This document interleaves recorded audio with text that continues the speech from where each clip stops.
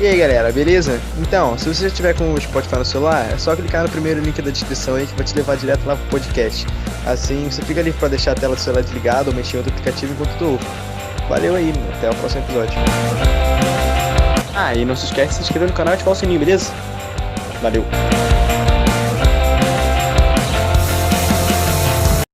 Fala galera, tranquilo, estamos mais uma sexta aqui com vocês, com esse podcast, e hoje teremos um debate, e o assunto vai ser protesto ou vandalismo.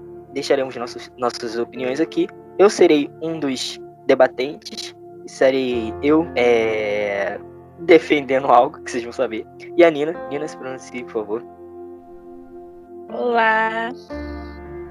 E o nosso mediador vai ser o Daniel. Fala aí, Daniel. Fala aí, gente. Então, espero que vocês gostem e que vocês reflitam sobre o debate e tirem suas próprias conclusões e opiniões sobre o assunto. Vamos lá, Daniel. Bom, vou para a primeira pergunta aqui, é óbvia, né?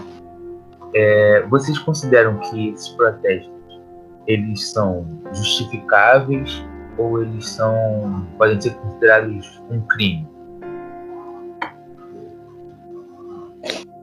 Então, o protesto que está acontecendo em Washington, por exemplo, eu acho que eu posso denominar aquilo como protesto pacífico, mas não em outros casos, como Minneapolis, que começaram a fazer um protesto e partiram para o vandalismo, quebrando as lojas e saqueando elas e colocaram fogo no prédio, né? Então, acho que existem seus subgrupos, digamos assim, de todo movimento no país, existem os subgrupos, onde uns são protestantes pacíficos e outros não, né? Eu tenho uma forma muito singular de pensar, e essa forma basicamente, ela se segue nesse padrão. Nós, quando eu digo nós, eu estou dizendo os negros, em uma sociedade onde sempre foram escorraçados, tratados como marginais, mortos, incendiados, e já sofremos diversos outros tipos de agressões psicológicas e físicas, se nós tentamos a todo tempo convencer a sociedade de forma pacífica de que matar um negro é errado, e isso nunca dá certo, eu acho que de certa forma a gente partir para outro modo, outro meio de interseção a isso, de rompimento dessa prática, eu acho que é muito mais válido, porque eu nunca vi, e eu acho que vocês também nunca viram, nenhum escravo falando com o seu senhor de engenho pacificamente, pedindo para sair, para parar de ser escravo, sabe? Nunca funcionou isso. Isso é uma lei, isso é uma regra que a gente tem na nossa sociedade. Se vocês forem parar para analisar, a gente nunca deixou de ser escravo pacificamente, sabe? Nenhum negro nunca conseguiu deixar de ser morto simplesmente falando: eu não quero ser morto porque eu sou negro. A gente já tentou muitas vezes fazer, como posso dizer, revolução de alguma forma mais pacífica, gritar, falar, esbravejar de alguma forma de que a gente não merece morrer por sermos negros, e nunca funcionou. E de alguma forma a gente, vamos tratar assim, como o Cris mesmo falou, vandalizando essa parte mais privilegiada, de alguma forma a gente tentando de fato aparecer, talvez sim a gente consiga o holofote, talvez aí a gente consiga a voz. Porque até hoje na história a gente só conseguiu a voz dessa forma, entendem? A gente só conseguiu a voz botando fogo, a gente só conseguiu a voz gritando, batendo, sabe? Fazendo pirraça de alguma forma. A gente nunca conseguiu a voz falando pacificamente para um policial que é errado ele matar um negro só porque o negro é negro, entendem? Sim. Então, eu concordo com você que entre aspas, a única solução é vandalizando. Para ter voz, você precisa fazer algo extremo, mas eu não concordo com isso ter que acontecer. Eu acho que você combater um crime com outro crime é uma coisa... perdão a palavra, eu tenho uma palavra melhor, mas eu vou dizer idiota. Assim, eu entendo que, de alguma forma, no modo de pensar de alguns, pode ser que a gente nunca vai resolver um crime com outro crime. A gente nunca vai resolver a morte com um vandalismo, por exemplo. Mas é só a gente analisar o que é a perda de uma lojinha porque ela foi incendiada, comparado à perda da vida de um negro por um policial que deveria proteger a sociedade, sendo ele branco, sabe? Uma lojinha de esquina, a gente pode muito bem reconstruir ela, até porque em nenhum dos movimentos, nenhum dos protestos, vidas brancas ou negras foram perdidas por parte dos protestantes. Dos protestantes para a sociedade, no caso. Mas a gente não está protestando porque a gente quer matar branco. A gente não está protestando porque a gente quer tacar fogo na casa de branco. A gente está protestando porque a gente não quer que negro morra. Uma lojinha de esquina a gente reconstrói em 3 meses. A vida de uma pessoa a gente nunca vai trazer de volta, entendem? É só esse parâmetro que eu queria colocar aqui. Vocês acreditam que esses protestos eles vão causar alguma mudança? Ou eles, como a gente já viu em outros casos, não vão ter um impacto necessário? Então, eu vou começar aqui, né? Como eu falei, eles podem sim não ter o impacto esperado na sociedade, mas de alguma forma eles vão ter um impacto, entende? A questão não é se eles vão ter o tamanho do impacto que a gente espera, a questão é se ele vai de fato ter algum impacto. Como eu falei, se a gente for comparar todos os meios pacíficos que a gente usou para tentar chamar a atenção para as mortes que a gente está tendo, para as mortes negras, das vidas negras, e os protestos mais, vamos dizer assim, vandalizados, os protestos mais gritantes, a gente teve muito mais atenção no segundo caso, sabe? Com pessoas indo de fato para as ruas, indo gritar, falar, incendiar e mostrar a opinião de fato. Eu acho sim que a gente consegue ter um holofote maior quando a gente se mostra mais, entende? E eu acho que realmente esses protestos podem causar uma mudança e eles podem ter um impacto na sociedade que antes a gente não teve a coragem de trazer, que a gente nunca tinha tido antes, por tentar justamente de uma forma mais pacífica, quem sabe? Porque acho que da forma mais pacífica a gente sempre conseguiu ser calado mais facilmente, entende? Se você é pacífico, qualquer um pode ir ali com um pouco mais de, sabe, um pouco mais de força e te calar, entende? Quando você mostra que você também tem força, são poucos aqueles que vão pra cima pra, de fato, calar sua voz. Eu acho que, sim, óbvio, que vai ter um impacto e que vai mudar de alguma forma o modo que nós e outras pessoas pensam. Porém, eu também acho que, nesse caso, o vandalismo, junto com o protesto, ele vai aumentar o ódio que outros racistas têm contra os negros. Então, acho que de qualquer forma isso vai sim ajudar, de uma forma vai ajudar, e de outra isso vai piorar as coisas. Até que ponto que vocês acreditam que seja tão importante o posicionamento de uma pessoa famosa em relação a todos esses acontecimentos, como as pessoas têm cobrado atualmente de algumas personalidades mais influentes na mídia? Eu acho que, de certa forma, o posicionamento de cada famoso influenciador é importante, sim, claro. Mas na cobrança, sobre a galera cobrar, eu não acho que devia ser 100% ideal, assim, que a pessoa fala se ela quiser. Se ela falar só porque tem alguém cobrando, uma pessoa ou outra mídia cobrando, né? Eu acho que não seria correto, até porque eu levaria para um lado estranho, porque tipo, a pessoa só fez porque outra mandou ou pediu. Isso acaba tipo eu não tô ali pela causa, mas sim porque eu sou famoso e eu sou cobrado por isso e é minha obrigação fazer isso. Eu acho que não deveria ser uma obrigação de uma pessoa famosa fazer isso, e sim porque ela quer e porque ela está lá pela causa. Então, eu concordo com o Cris, mas ao mesmo tempo eu discordo, e eu vou falar por quê.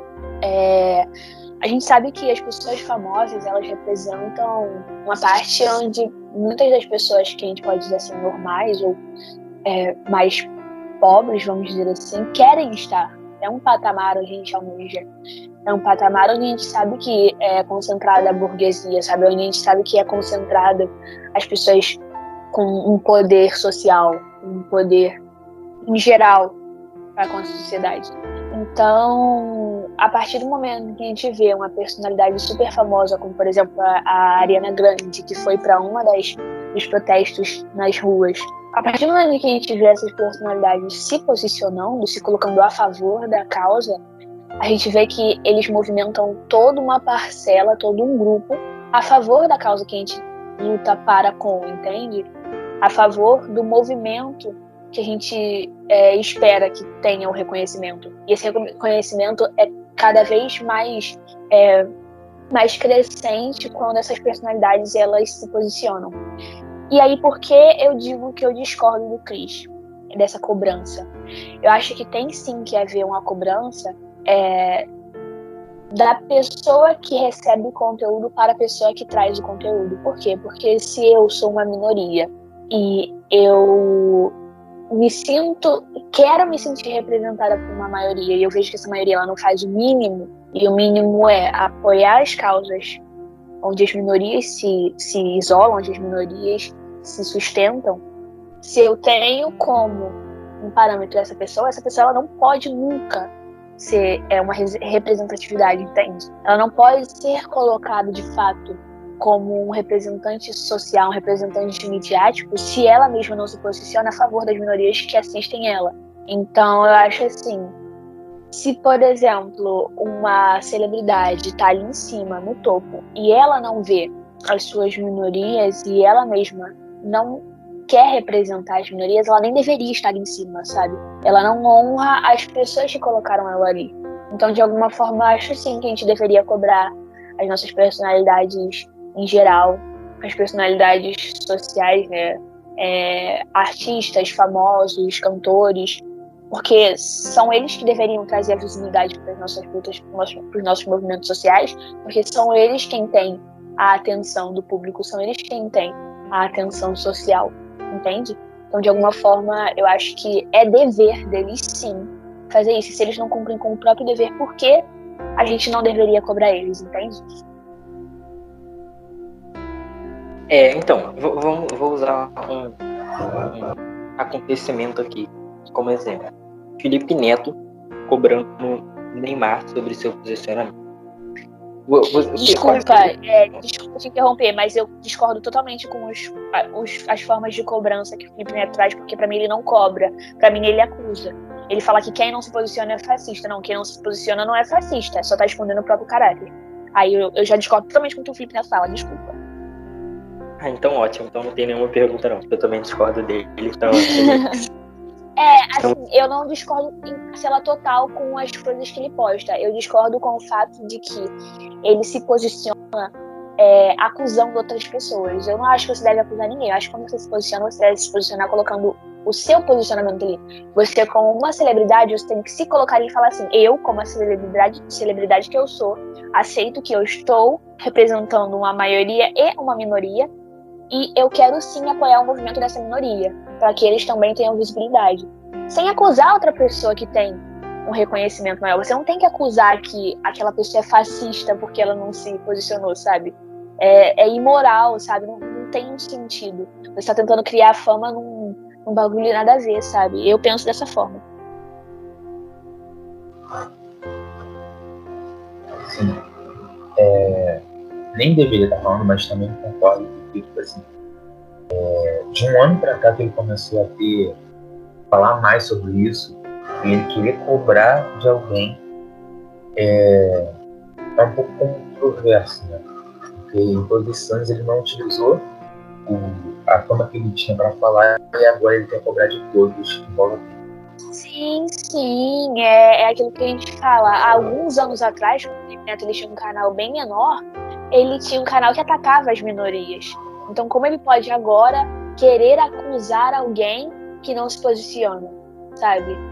Eu acho isso meio hipócrita, sabe? A gente, sabendo do passado dele, vê ele como uma estrela, salvador da pátria, herói social, porque ele fala que quem não tá se posicionando é fascista. Entende? E agora a gente vai para nossa última rodada, que já tem até bastante a ver com isso, que, assim, tem acontecido muito discussões, tem muitos posts nas redes sociais falando sobre a questão do lugar de fala das pessoas brancas em relação ao movimento negro. Vocês veem a importância, qual o tamanho da importância do apoio das pessoas brancas em relação ao movimento negro e a questão do lugar de fala? E a rodada começa pela Nina. Então, eu vou me posicionar aqui como uma pessoa negra, né? Assim, acho que todos os presentes aqui são negros. Eu, o Cris e o Daniel somos negros, então eu vou dar a minha visão pessoal. Eu penso assim, a nossa sociedade, como eu falei, ela sempre foi composta por pessoas brancas sendo o estandarte, né? As pessoas brancas sendo as maiorias, as pessoas brancas sendo o reconhecimento padrão, né? E aí, quando a gente tem esse tipo de pergunta sobre o lugar de fala, a gente não quer saber só sobre o lugar de fala das pessoas brancas, a gente quer saber sobre o lugar de fala das pessoas, das maiorias no geral, sabe? Até que ponto um hétero tem lugar de fala sobre o movimento gay, até que ponto um branco tem lugar de fala sobre o movimento antirracista, até que ponto o homem tem lugar de fala sobre o feminismo, entende? É sobre isso. E sim, existe lugar de fala da maioria dentro como posso dizer, dos padrões das minorias. Existe sim lugar de fala da maioria quanto aos movimentos das minorias, mas existe até certo ponto. E que ponto é esse? Eu vou explicar. Um homem, ele pode sim falar o que ele pensa sobre o movimento feminista, mas ele só pode falar o que ele pensa sobre o movimento feminista se ele até algum ponto ele não estiver de alguma forma afetando aquele movimento. Eu acho sim que um branco pode chegar e falar que de alguma forma esse movimento que está tendo aí antirracista é extremista, ele pode sim, mas sem ofender aquele movimento de certa forma. O que eu quero dizer com isso? Eu quero dizer que um branco, ele nunca pode falar que um negro é vitimista, porque aí acaba o lugar de fala dele. Ele não tem lugar de fala para de fato se posicionar, porque ele nunca sofreu do racismo. Então ele nunca vai poder falar o que é o racismo se ele nunca sofreu, se ele nunca teve uma vivência com isso. Mas ele vai poder sim usar a visibilidade dele para apoiar aquele movimento, entendem? Eu acredito que até certo ponto, sim, tem um local de fala, mas não em 100% dos locais. Sobre o que a Nina acabou de falar, eu acho que o branco pode sim falar sobre racismo, isso é óbvio, acho que todos deveriam falar. Mas citar exemplos reais que ele possa ter passado, aí não, né, filhão? Mas Desculpa, eu concordo com ele. É exatamente isso que eu ia falar. Desculpa te interromper, de verdade. Só pra adicionar mais um ponto, porque entraram aqui no quarto e aí eu meio que me distraí. Exatamente sobre isso. É sobre um branco querer ter voz na vivência de um negro, entende? É aí que o lugar de fala dele acaba. É nesse exemplo que eu quero chegar. Se eu falo que eu sofri racismo e um branco chega até mim e fala que o que eu sofri não foi racismo, ele ali não tá tendo lugar de fala, porque ele não é negro e ele não sofreu racismo, de fato, para dizer o que o racismo é. É sobre a maioria saber até onde ele pode se posicionar dentro de uma minoria. Porque se a gente não tá na minoria, como a gente pode dizer das vivências das minorias, entende? A gente pode usar o nosso o nosso reconhecimento como maioria para ajudar os movimentos das minorias, mas nunca para julgar eles, entende? Entendo. Você tem mais algum comentário? Não tenho. Tá bom. As perguntas acabaram, então nós dois temos direitos a 2 perguntas. Eu tenho direito a 2 perguntas e você tem direito a 2 perguntas para fazer para mim e eu para você. No caso, você, Cristiano, para mim, Nina, né? E não pro Isso, Daniel. exato. Ah, tá. Exato. Tá meio confusa nisso aí. Você quer começar? Tá. Não, pode começar, porque eu tinha esquecido de pensar na pergunta. Ok. Eu tenho uma pergunta aqui que, inclusive, eu tava debatendo isso com alguns amigos meus, foi até algo que eu postei nos status também. E é algo que eu acho bem interessante a gente falar sobre. É uma pergunta bem específica, então eu acho que você vai, de alguma forma, pensar da mesma forma que eu, mas eu não sei, então eu vou só colocar ela aqui e você me diz a sua opinião. E eu não sei se eu vou poder comentar por cima, mas eu espero que sim. Você acha que as leis brasileiras, as leis do nosso país, elas são para todos de fato? Putz, cara, é uma pergunta muito específica. Eu acho que em papel, tá? Sim, são para todos os brasileiros, mas não é o que acontece na prática e outras pessoas brancas, ricas, têm privilégio por cima delas.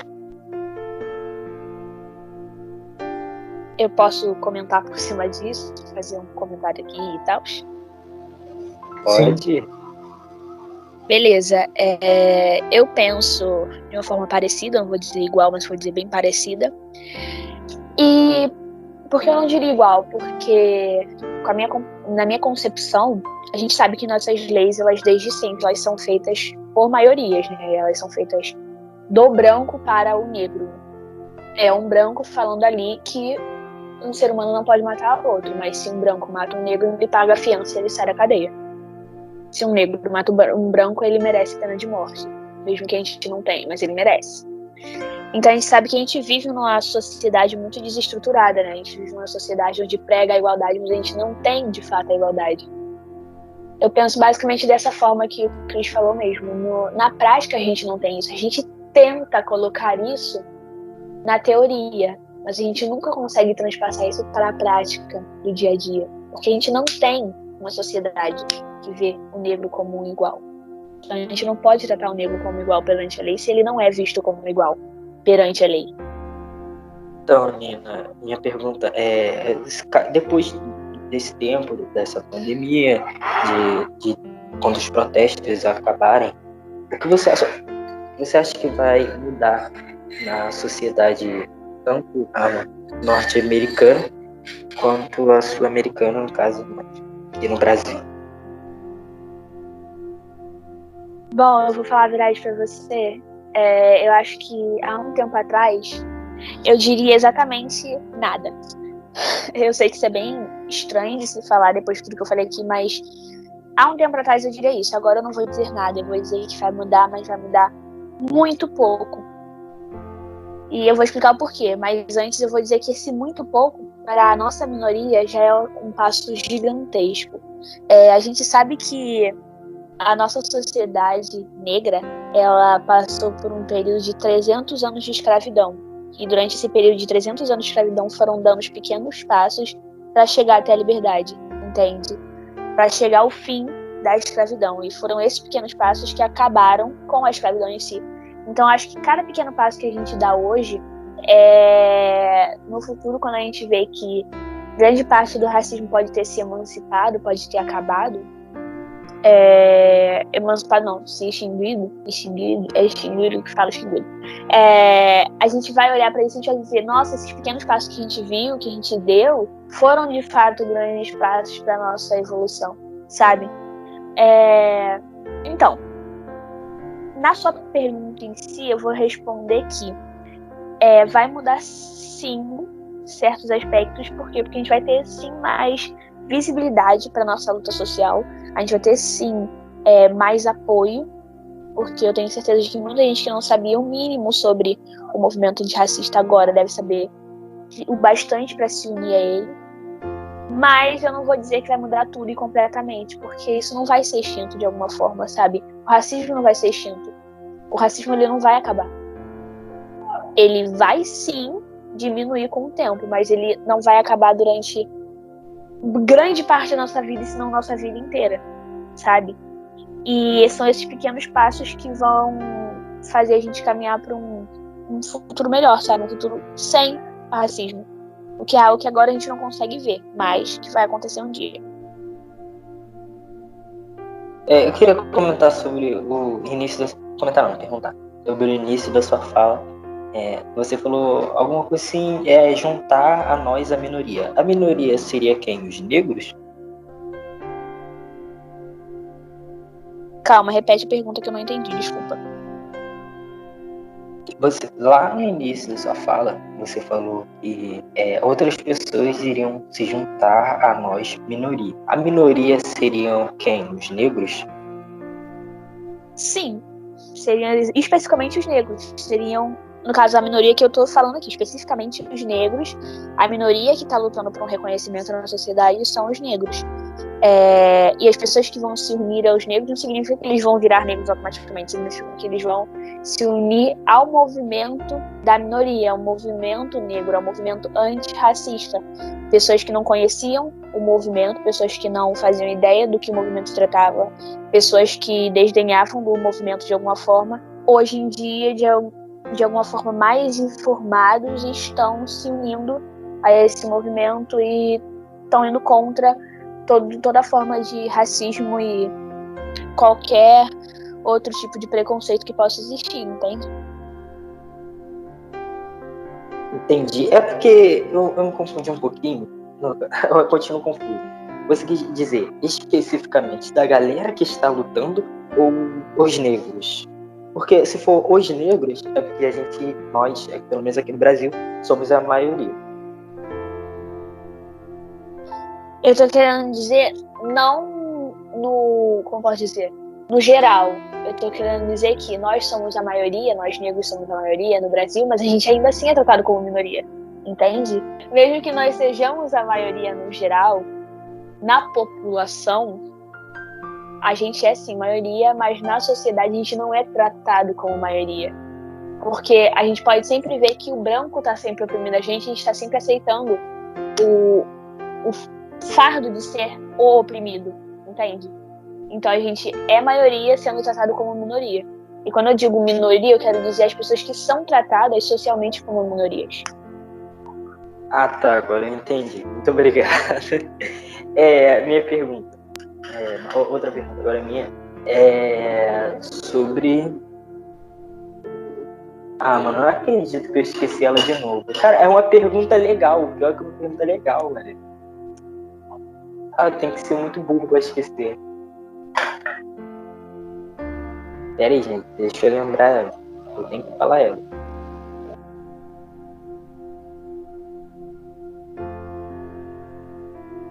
Mano, eu não vou lembrar. Então eu vou lançar outra pergunta. Nina, você... O que você falou?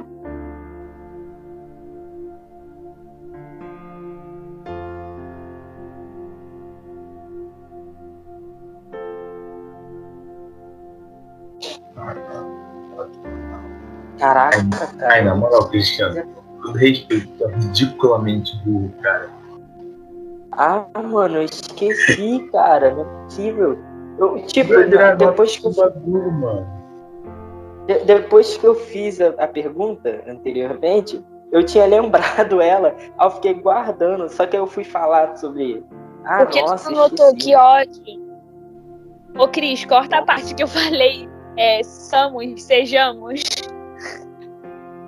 Cortar a parte... errado, que ódio. Sim, a parte eu falei errado, óbvio, que eu fiquei rindo, que nem uma retardada, porque eu falei tudo errado. Tá, então. Mano, não acredito. Eu tinha que fazer essa pergunta, era uma pergunta interessante que eu não sabia a resposta da Nina.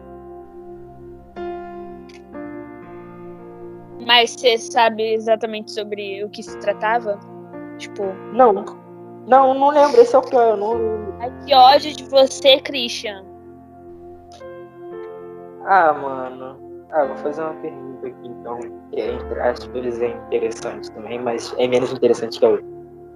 Então, Nina, qual é sua visão sobre, já que somos a maioria em um país, e nós, pelo menos até onde eu sei, se eu estiver falando merda, desculpa aí, pessoal, nós nunca tivemos um presidente negro aqui no Brasil. Se somos a maioria, por que não colocamos pessoas negras lá no topo também?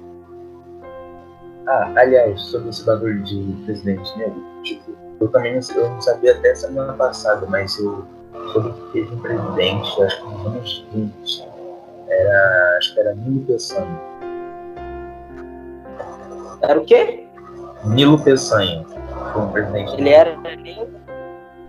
Sim. Aqui no Brasil. Tá. Então, reformulando a pergunta, por que nós não tivemos outros presidentes negros aqui no nosso país, já que somos a maioria? Até hoje, esse negócio do Nilo Peçanha, as pessoas não têm certeza, tá? Tem gente que fala que ele não foi de fato negro, mas eu acredito que ele tenha sido negro, porque tem toda essa questão do colorismo, né? Mas, de fato, ele foi negro. Mas, se eu não me engano, ele foi um dos únicos, se não o único. Voltando à questão do Cris. Lembra que eu falei, se eu não me engano, alguns minutos atrás, que nós somos uma maioria tratados como minoria? E por que isso se dá? Justamente pelo nosso racismo estrutural. Já está na estrutura da nossa sociedade o pensamento de que o branco manda e o negro faz. Isso é desde os tempos de escravidão, sabe? Isso não é de agora, isso já vem de muito tempo. Isso é algo, como eu disse, estrutural. Está na nossa estrutura um branco mandar, o senhor do engenho mandar e o escravo ter que fazer. Senão ele é punido de alguma forma. O negro, ele nunca vai representar a população no geral, porque o negro está representando a minoria. E como uma minoria vai comandar o geral, sabe? O negro, ele, no nosso país, pelo menos, nós negros somos a maioria populacional, mas a gente nunca vai ser a maioria social, porque no social, os brancos vão estar sempre acima num estandarte, é onde eles se colocam e é onde nós aceitamos que eles fossem colocados, entendem? Então, eu acho que a resposta para porque a gente não ter tido outros representantes negros no poder, no alto escalão, assim, se a gente puder falar dessa forma, é justamente pelo fato de que nossa estrutura ela diz que o branco, ele sempre vai estar no poder, ele sempre vai mandar. E o negro, ele sempre vai ouvir, sempre vai obedecer. Ele nunca vai poder ocupar aquela posição. E há muito tempo atrás a gente simplesmente se contentava. E hoje em dia a gente vê isso com mais amplitude, né? A gente vê isso de uma forma mais ampla. E a gente quer, sim, um representante que seja semelhante a todos nós, sabe? A gente só não conseguiu isso ainda.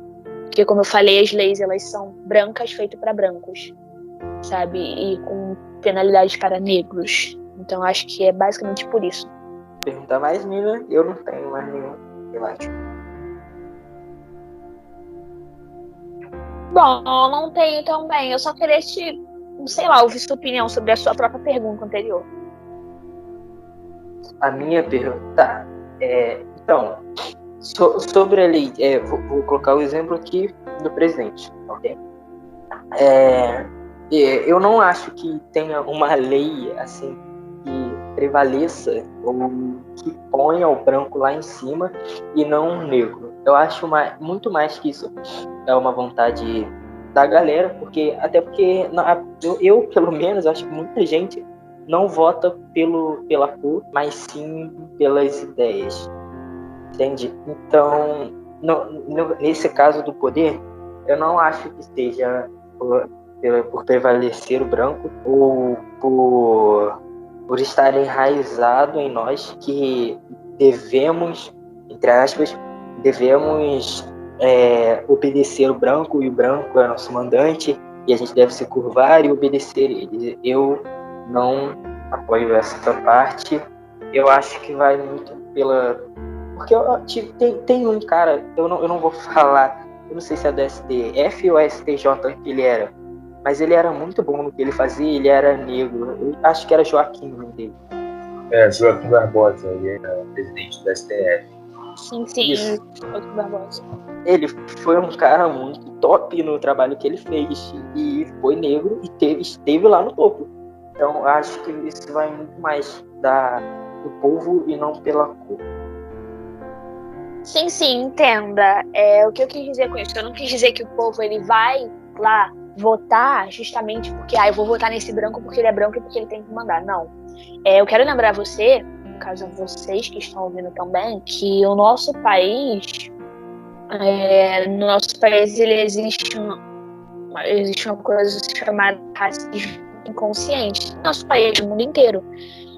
A gente não é racista porque a gente quer ser racista. A gente não tem atitudes racistas porque a gente realmente tem a intenção de ser. Muitos sim, mas a maioria não.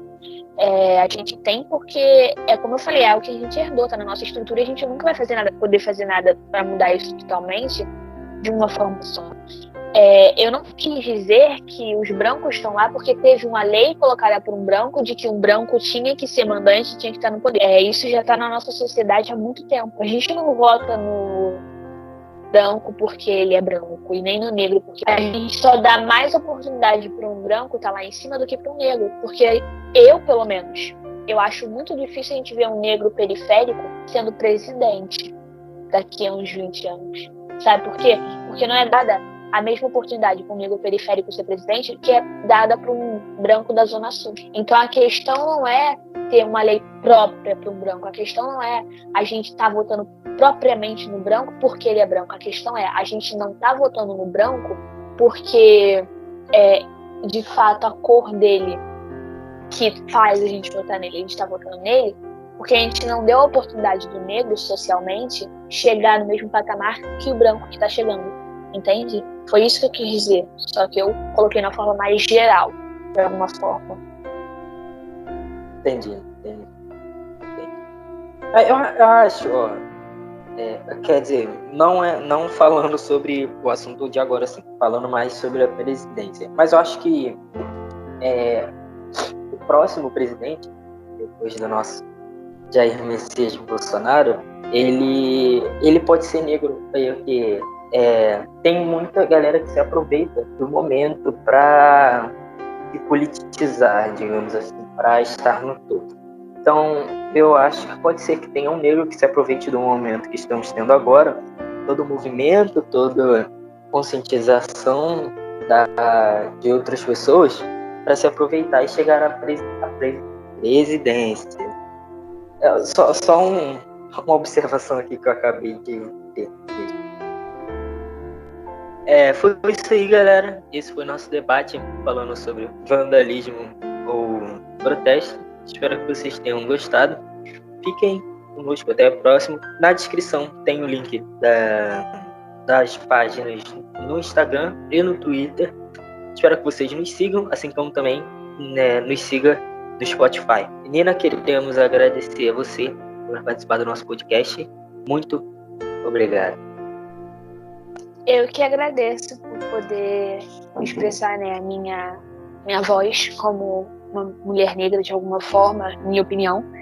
E eu acho que é sempre bom a gente ter diversificações nas opiniões gerais e também a gente mostrar pontos de vista diferentes na sociedade em que a gente vive hoje em dia, onde a todo momento a gente é repreendido por ter opiniões diferentes, sabe? Por ter essa diversificação da opinião. Obrigada, galera.